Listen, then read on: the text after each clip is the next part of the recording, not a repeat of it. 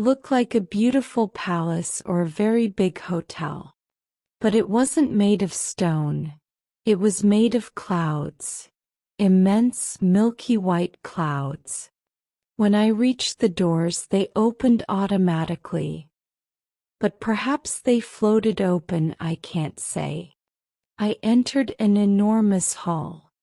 It was so high and so wide that I felt dizzy. It seemed that I was standing on air.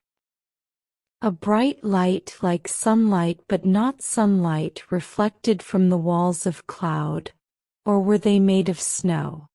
Then far away on the other side of the hall, I saw somebody behind a large reception desk. This is like a hotel, I thought as I walked towards it. But what a hotel! It's beautiful. This must be heaven. It was a long walk, but I was smiling to myself all the way. I felt very happy now. I thought you tried to be a good person all your life. You always did your best to help people, to do good things, and to love your neighbor. You always knew that you would go to heaven. And now here you are. Yes, I felt so happy that I wanted to sing. I think I did sing. Quietly, of course. I didn't want to disturb the peace and silence of heaven. I stopped at the reception desk where a man of about 45 was waiting for me. He wore a green suit of shiny material like plastic and a beautiful golden cloak. He looked up at me. Name? I told him. He found it on a computer. We need some details about you, he said. When were you born? I told him. When did you die? The exact time, please. Early this morning, I think. About 5:30. But I'm not sure about it because I was dead. I smiled. The receptionist looked at me coldly. He was English. Calm, polite. Occupation? I told him. Then he wanted details about my family and friends, my habits, my favorite food, in fact, everything about my life. It was like an interrogation. But I felt very relaxed and friendly. I wanted to have a chat. Wonderful place you've got here. I began. It's exactly as I imagined it. The man didn't even look at me.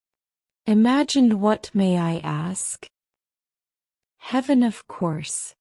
I'm very happy to be here. There's only one bad thing. All my best friends will be in hell. And I laughed at this bad joke. This is not heaven, sir, the man said, very polite but cold. This is only reception.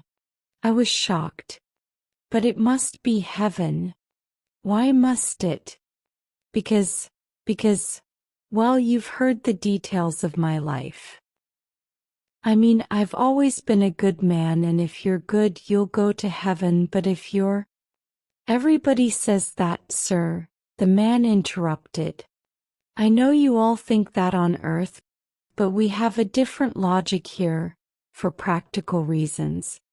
Think of the problems if good people always go to heaven and bad people always go to hell. There will be very few people in heaven and too many people in hell. There isn't enough room in hell. So we have a more practical system. Everybody must take his or her chance. Chance? What do you mean? I was beginning to feel a bit frightened. At that moment the computer buzzed and a piece of paper came out. Here's your reception form, sir. And this is your green card. Go through the doors behind me and walk along the road. You will see two large gates. In front of them are some slot machines. Insert your green card into the left-hand slot and you will see two dice in the display window. Pull the handle and when the dice stop, The machine will deliver a white card for any number from 1 to 6 and a black card for any number from 7 to 12. The white card opens the gate on the right. The black card opens the left. The left goes to hell, the right to heaven. I couldn't believe my ears and I just stared at him. Then I became angry. But that's not fair. I shouted. It's as fair as we can make it, sir. But it's just chance. Luck. Accident. It's a lottery, sir. But it's God's orders and we can't change it. God's orders. I shouted, furious. But it means that Jack the Ripper, for example, could be in heaven. Jack the Ripper? I've heard the name before. Let me see. The receptionist opened a large file. Yes, Jack the Ripper. He arrived about 100 Earth years ago. I don't remember very well, but I think he was quite pleased with our system. I'm sure he was. I said angrily. And I'm sure he went to heaven. Then I looked quickly at the clerk. Well, did he? I can't tell you that, sir. You see, we don't know. Nobody knows. It's God's secret. God's secret. I cried, oh God, no, no. I'm not going to spend eternity with Jack the Ripper. It's not fair. And I stamped my foot on the floor like an angry child. You must take your chance like everybody else, sir, the man said coldly. But don't you understand? All my life I tried to be a good man. The man looked embarrassed. I'm sorry, but that is not relevant to the laws of the universe. What laws? What do you mean? If I remember well, there was a Mr. Albert Einstein who arrived about 40 years ago. He was a good man too, I believe, and like you, he was very upset by our system. He couldn't accept it. He said that he didn't believe that God plays dice. I told him that God certainly plays dice and that it was the fundamental reality of the universe. Yes, Mr. Einstein was very unhappy about that because he had helped to discover it, so he said, I didn't answer, I was too upset to speak. I took the form and the green card and walked quickly to the doors behind the reception desk. They floated open. There was a long road in front of me. In the distance I could see two enormous gates, one white, one black. They were made of beautiful heavy crystal glass that shone like jewelry. I walked along the road. It was very silent. On each side of me were great clouds that trembled and changed in a soft wind. Even the light seemed to change from brightness to shadow and back again. I came to the gates. When I looked at the black gate on the left, my heart stopped. What was behind it?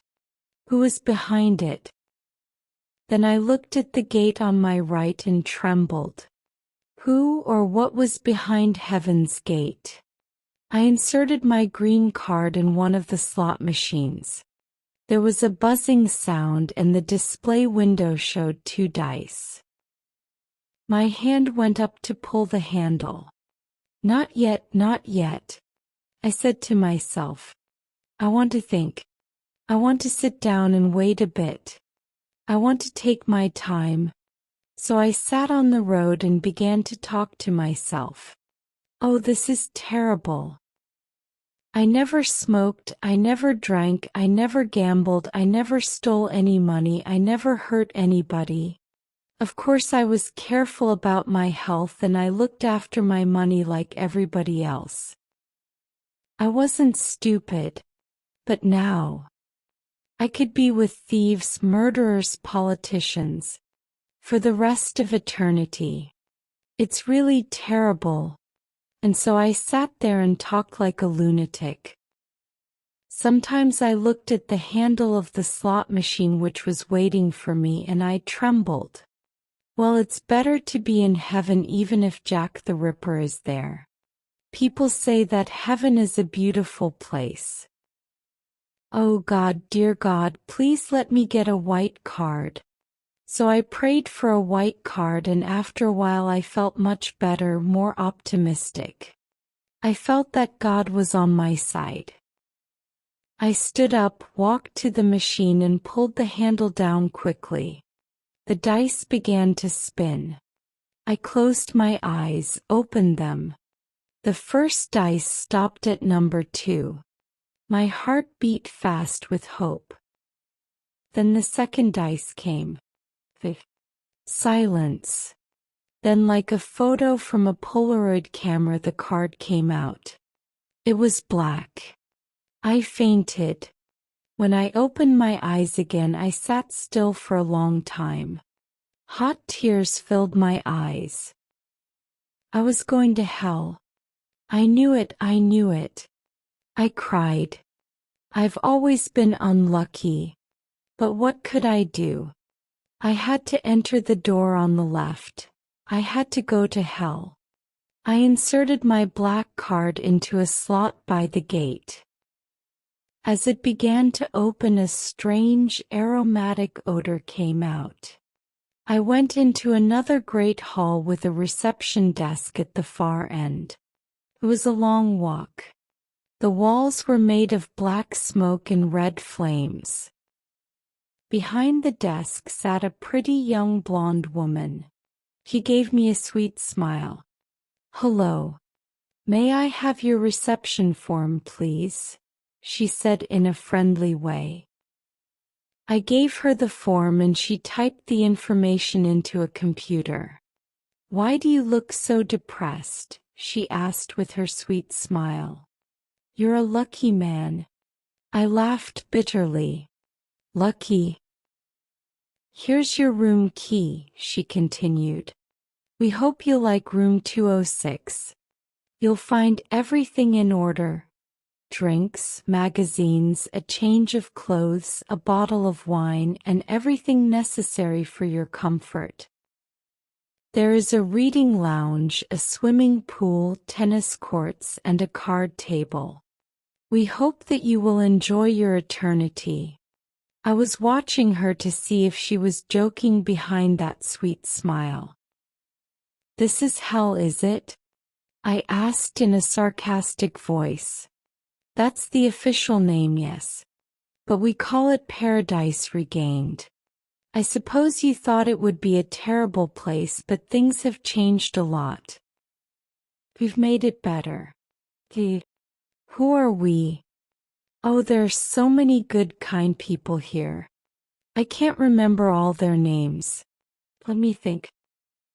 Well, there's an Indian gentleman, Mr. Gandhi, and a nurse called Florence Nightingale. You mean those people are all here in hell? But it's not hell anymore. It's the dice, you see. The dice.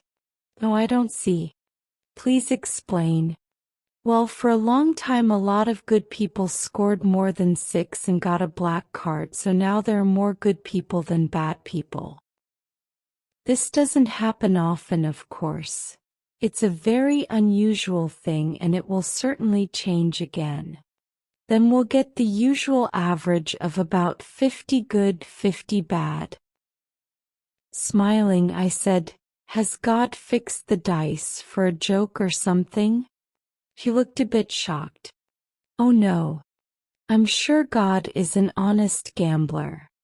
It happened by accident." Well, let's say it's another one of God's secrets, eh? And I gave her a big wink. "What about Jack the Ripper? Is he here?" "Jack the Ripper?" She looked through her file. "No, he isn't here. He must be on the other side in heaven." I laughed and laughed. "And are they having a bad time there?" The receptionist said quietly, "Between you and me, We've heard that they are having a lot of trouble in heaven. I laughed again and tears of happiness came into my eyes. Welcome to Paradise Regained, said the woman with a big sweet smile. Have a nice eternity. Thank you. This place looks better than Earth. At that moment an intercom buzzed and the woman answered. Reception 3 speaking. Can I help you? As she listened her expression changed. It became dark and anxious. Oh, I see. Thank you, reception 1. She was silent. Anything wrong? I asked.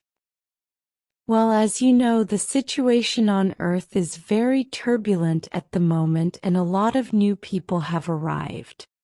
Reception 1 says a big crowd is already at the dice machine. Who are they? I had a bad feeling in my stomach.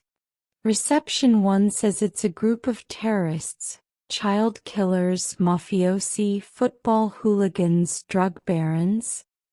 Stop, please stop. I shouted. We can only hope that our luck continues, she said. Her sweet smile had gone. She was looking at the entrance with frightened eyes. I cried, please God, let them all go to heaven. I pray. I'm sorry, but praying won't help. It all depends on the dice. And that's God's secret, I said, laughing and crying at the same time. While we waited, the silence was long and terrible. Learning English is a lifelong journey of growth and discovery. Embrace mistakes as valuable lessons along the way. Surround yourself with English through stories, conversations, and media. Dedicate time each day to practice and improve. With persistence, fluency will become second nature.